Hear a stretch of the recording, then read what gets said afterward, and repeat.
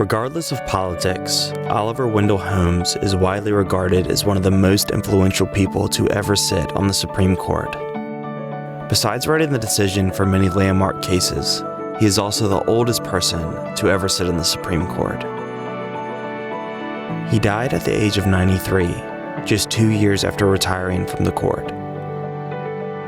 Shortly after his inauguration, President Roosevelt went to visit Oliver Holmes in his home for his 92nd birthday.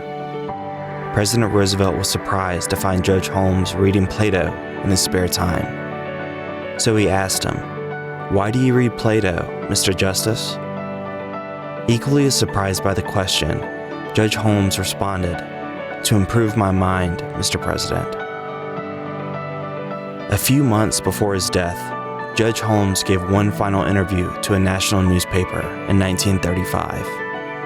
In the interview, he quoted his own translation of a poem that was originally published 1,500 years ago.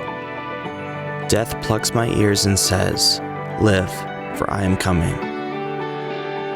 In the book of Ecclesiastes, Solomon, who lived a life full of wealth and excess, reflects on the meaning of life.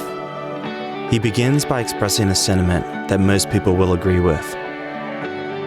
Apart from God, life is largely meaningless, and it's unnecessarily hard. But in the end, Solomon has a word of wisdom for the living. There is nothing better for men than to be happy and do good while they live, that everyone may eat and drink and find satisfaction in his toil.